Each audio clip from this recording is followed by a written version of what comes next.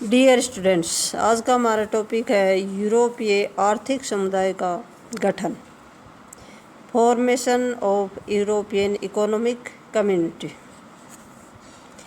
यूरोपीय आर्थिक समुदाय के गठन से पूर्व अनेक सहयोग संगठनों का शिलान्यास हो चुका था।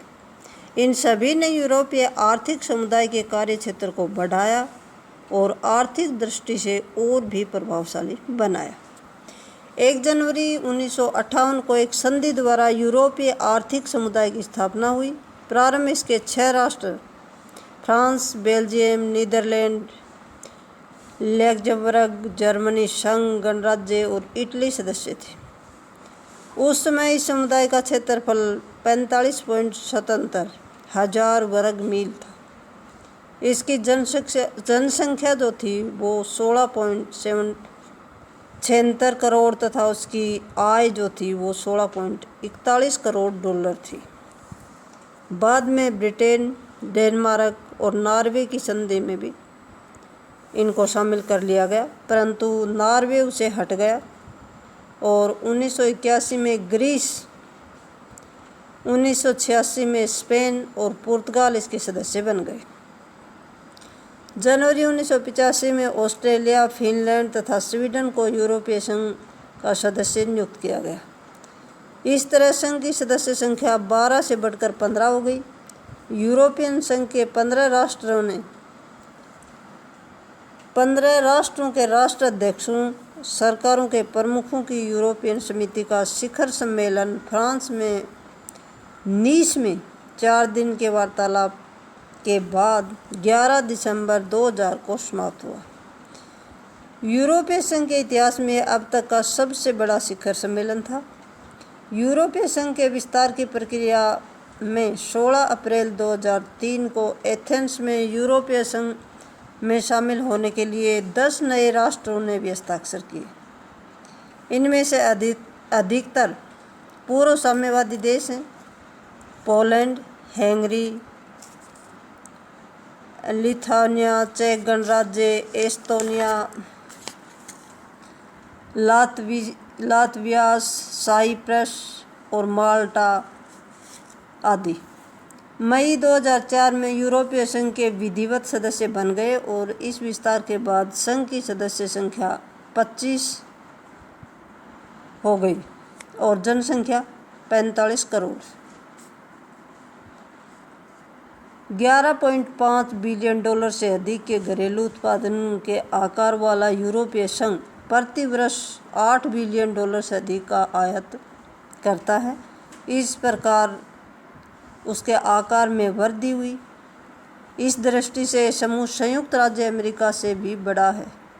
यूरोपीय संघ के 19 देशों द्वारा यूरो के रूप में सामूहिक मुद्रा को अपनाया जाने से इस क्षेत्र के लगभग सभी बड़े देश ब्रिटेन एवं डेनमार्क को छोड़कर अब एक दूसरे के साथ नज़दीकियां बढ़ा रहे हैं। यूरोपीय संघ के उद्देश्य। यूरोपीय आर्थिक समुदाय के उद्देश्यों का वर्णन रोम की संधि के अनुच्छेद 2 में है। इस समुदाय का मुख्य उद्देश्य सदस्य राज्यों का एक साझा बाजार विकसित करना है, जिससे पूरे समुदाय में आर्थिक क्रियाओं का समान रूप से लगातार व संतुलित प्रसार हो सके। इसके मुख्य उद्देश्य हैं: नंबर 1 है यूरोप को विभाजित करने वाले सभी विवादों को सिरे से समाप्त करना। नंबर 2 है संयुक्त कार्रवाई के द्वारा यूरोप के निवासियों की कार्य करने की स्थिति एवं रहन सहन के स्तर में सुधार करना। नंबर 3 है यूरोप की प्रतिष्ठा को बढ़ाना, आर्थिक शक्ति में सुधार करना तथा सांस्कृतिक परंपरा के अनुकूल भूमिका निभाना। पॉइंट 4 है उन सभी अव्यावहारिक और पुरानी कठिनाइयों को समाप्त करना जिन्हें पूरे यूरोप को छोटे छोटे बाजारों में बांट रखा था। 5 है बड़े स्तर पर लाभप्रद औद्योगिक उत्पादन को प्रोत्साहन देना। और नंबर 6 है एक भावी यूरोप के संयुक्त राष्ट्रों का आधार प्रस्तुत करना। फिर आता है कार्य। रोम की संधि के अनुच्छेद 3 में समुदाय के कार्यों का उल्लेख किया गया है, जिसके अनुसार संधि की शर्तों और समयावधि में निम्नलिखित कार्यों का निर्वहन करना होगा। नंबर 1 है सदस्य राष्ट्रों में आयात एवं निर्यात होने वाली वस्तुओं से तट कर समाप्त कर दिया जाएगा।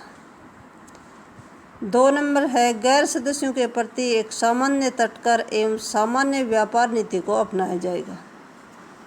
नंबर 3 है सदस्य राष्ट्रों के मध्य व्यक्ति, सेवा एवं पूंजी की गतिशीलता संबंधित विभिन्न समस्याओं एवं कठिनाइयों को दूर किया जाएगा।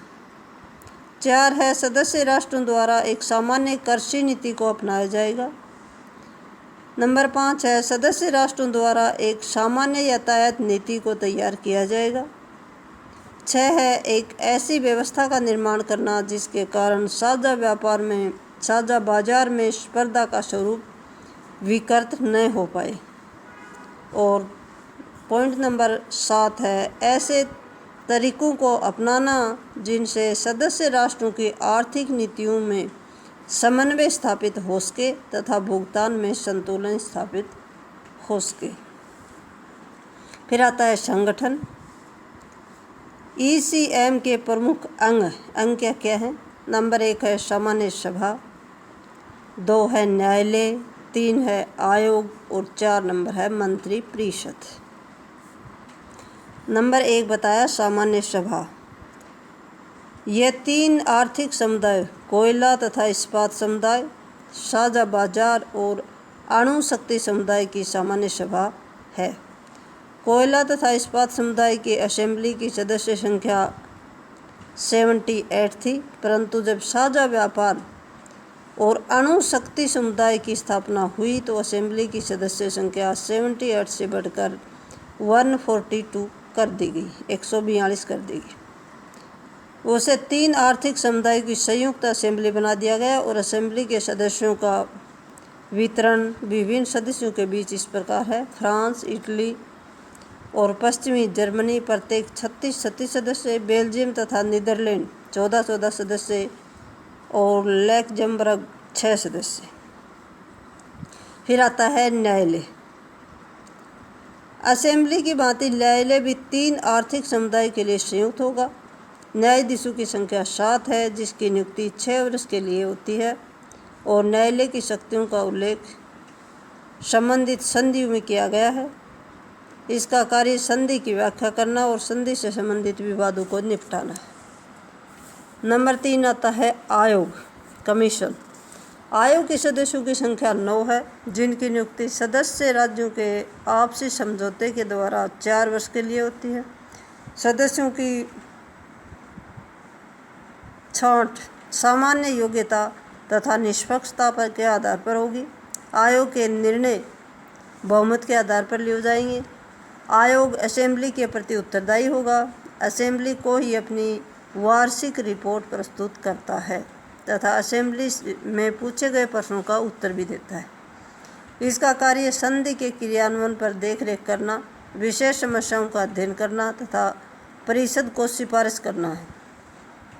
साधारणतः आयोग का कार्य सिफारिश करना ही होता है, यद्यपि कुछ विशेष मामलों में से बाध्यकारी निर्णय का भी अधिकार दिया गया है। वास्तव में महत्वपूर्ण शक्तियाँ तथा अधिकार आयोग को प्राप्त न होकर मंत्री परिषद को प्राप्त होते हैं। तो अब आता है नंबर 4 मंत्री परिषद, काउंसिल ऑफ मिनिस्टर। EEC परिषद इस समुदाय की सर्वोच्च संस्था है। इसमें प्रत्येक सदस्य राज्य का एक मंत्री होता है। यह नीति निर्धारण करने वाला मुख्य निकाय है और सभी महत्वपूर्ण निर्णयों के लिए परिषद की स्वीकृति आवश्यक होती है। परिषद आर्थिक समुदाय की कार्यकारिणी है और इस पर दिन प्रतिदिन के निर्णय करने, व्यवहार के नियमों का निर्माण करने और संधि की शर्तों का पालन करने की जिम्मेदारी है। और नंबर 5 और लास्ट पॉइंट है आर्थिक तथा सामाजिक समिति, इकोनॉमिक एंड सोशल कमेटी। यह विशेषज्ञों की समिति है जिसमें 101 सदस्य होते हैं और इनका चुनाव परिषद के द्वारा किया जाता है। इसमें विभिन्न क्षेत्रों, श्रम, कृषि, उद्योग आदि के प्रतिनिधियों का प्रतिनिधित्व होता है और यह समिति आर्थिक तथा सामाजिक प्रश्नों पर प्रामाणिक सूचनाएं तथा परामर्श देने का कार्य करती है। Thank you.